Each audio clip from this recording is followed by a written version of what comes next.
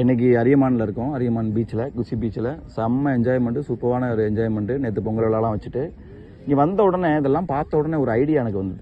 என்ன அப்படின்னா, நம்ம பிஸ்னஸில் நிறைய பேர் சாதிக்கணும், சம்பாதிக்கணும் அப்படின்ற ஒரு பெரிய ஆர்வத்தோட, லட்சியத்தோடு வர்றாங்க.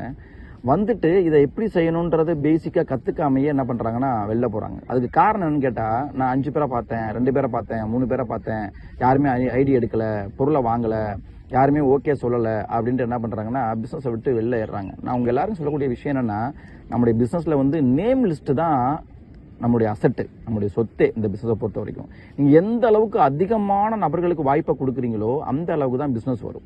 உதாரணத்துக்கு பாருங்கள், இந்த மணல் இருக்குல்ல, இந்த மணலில் எண்ண முடியுமா? இந்த மணலை எண்ணவே முடியாது. அவ்வளோ மண் இருக்குதுல, உட்காந்து எண்ண முடியாது. அதே மாதிரி தான் மக்கள். இந்த உலகத்தில் கிட்டத்தட்ட 750 கோடி இருக்காங்க. இந்தியாவில் மட்டும் 150 கோடி இருக்காங்க. அவ்வளோ மேன் பவர் இருக்குது. ஆனால் இந்த பிஸ்னஸை வந்து நம்ம யார் நம்ம கூட வருவாங்க அப்படின்னு நம்ம பார்த்தோம்னா, நம்ம 5 பேரை பார்த்து 2 பேரை பார்த்துட்டு வரல அப்படின்னு நம்ம நினைக்கவே கூடாது.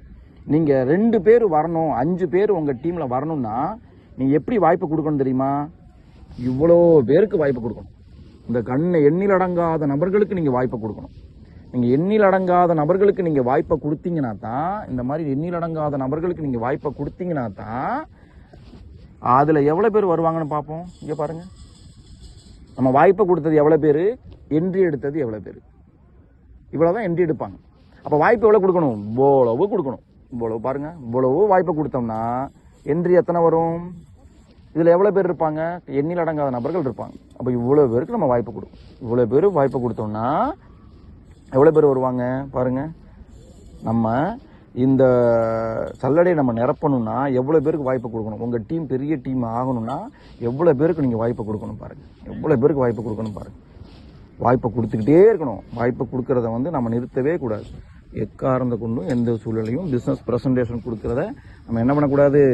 நிறுத்தவே கூடாது. ப்ரெசன்டேஷன் நாம் கொடுத்துக்கிட்டே இருக்கணும். அப்படி கொடுக்க தான் என்னாவும் வரும். அப்போ இவ்வளோ பேருக்கு வாய்ப்பு கொடுத்து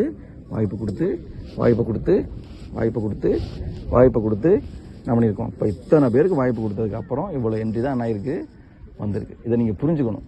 நான் 2 பேர்கிட்ட பேசினேன், 3 பேர்கிட்ட பேசினேன், எனக்கு பிஸ்னஸ் வரல, ப்ராடக்ட் மூவ் ஆகலை, என்ட்ரி வரல அப்படின்னு பேசிட்டு உட்காந்துட்டு இருந்தோம்னா எதுவுமே நடக்காது. அப்போது நிறைய நபர்களுக்கு பிஸ்னஸ் ரீச் பண்ணால் தான் கம்மியான என்ட்ரி பிஸ்னஸ் வரும். ஓகேவா? அதை புரிஞ்சுக்கிட்டு நிறைய நபர்களுக்கு வாய்ப்பு கொடுக்கறதுக்கு தயாராகுங்க. வாழ்த்துக்கள். தேங்க்யூ.